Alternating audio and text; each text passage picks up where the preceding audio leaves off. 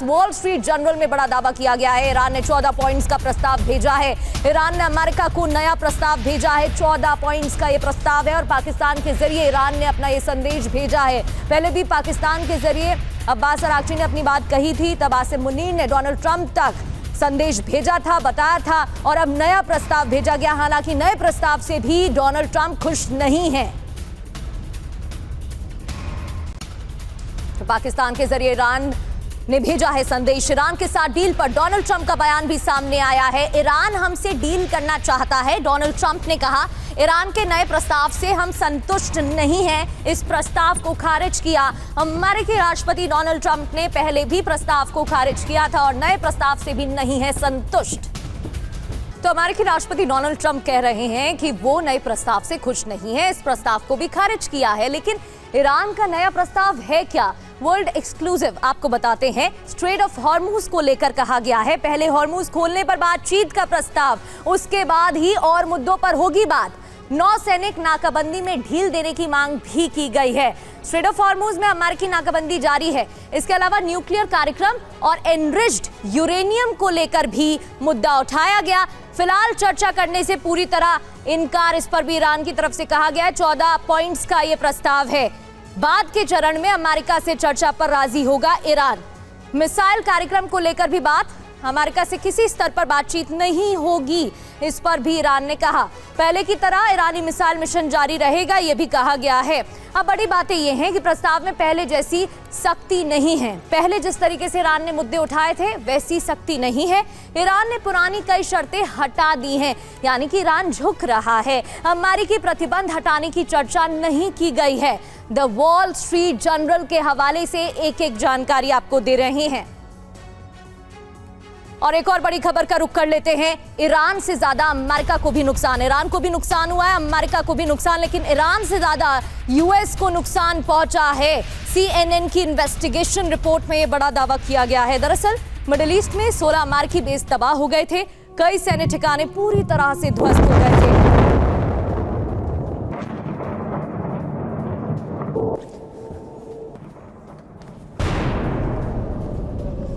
Iran की तरफ से हमले किए गए थे, कई अमेरिकी बेसिस को टारगेट किया गया था, कतर में, बहरीन में, कुवैत में, इराक में, और उसी को लेकर CNN की इन्वेस्टिगेशन रिपोर्ट में ये दावा किया गया है। ईरान से ज्यादा अमेरिका को भारी नुकसान, 16 बेसिस ध्वस्त। दरअसल जंग में 16 अमेरिकी अड्डे ध्वस्त हो गए, जिसको लेकर ये जानकारी दी गई है। ईरान के हमलों में 40 दिन में 16 अमेरिकी बेसिस टारगेट किए गए।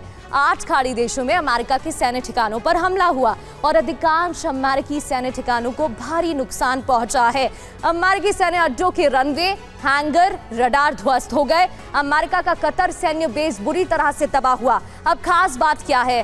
खास बात यह कि CNN की रिपोर्ट में बड़े नुकसान का दावा किया गया है। सैन्य ठिकानों की रिपेयरिंग पर खर्चा होगा, युद्ध खर्च 25 से 40 बिलियन डॉलर बढ़ जाएगा, ये जानकारी मिली है। एक और बड़ी खबर का रुख करते हैं। ईरान युद्ध को लेकर अमेरिका की तैयारी बढ़ गई है। जर्मनी से 5000 सैनिक वापस बुलाए गए हैं। ईरान पर जर्मनी के रुख से डोनाल्ड ट्रंप नाराज हैं।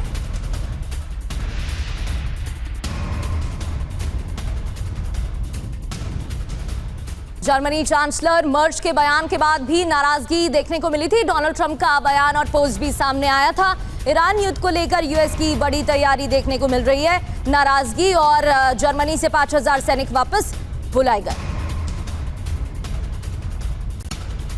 तो ईरान को ट्रंप ने फिर चेतावनी दी है। ईरान को परमाणु शक्ति नहीं बनने देंगे। डोनाल्ड ट्रंप ने एक बार फिर से कहा है, आठवीं ताकत बनने की उम्मीद छोड़ दे ईरान, ये कहा गया है। तो ईरान को ट्रंप ने फिर से चेतावनी देते हुए कहा कि आठवीं ताकत, आठवीं शक्ति नहीं बनने देंगे, उम्मीद छोड़ दे ईरान।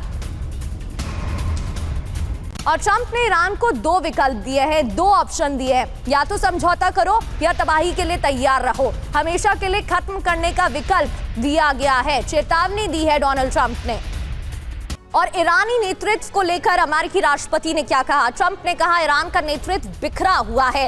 पहले भी अमेरिकी राष्ट्रपति की तरफ से सरकार और IRGC में मतभेद को लेकर सवाल खड़े किए गए हैं। ईरान में नेतृत्व में आपसी कलह है। एक और बयान दिया गया डोनाल्ड ट्रंप की तरफ से ईरानी नेतृत्व को लेकर और कहा गया ईरान नेतृत्व में 2-3 गुट बन गए हैं।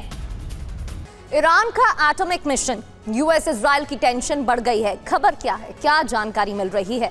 दरअसल ईरान के नए प्रस्ताव में फिर परमाणु कार्यक्रम नहीं है। नए ईरानी प्रस्ताव में संवर्धित यूरेनियम का जिक्र नहीं किया गया है। डोनाल्ड ट्रंप ईरान के सबसे नए प्रस्ताव पर भड़क गए हैं और यूएस चाहता है कि 20 साल तक एटॉमिक कार्यक्रम रोका जाए।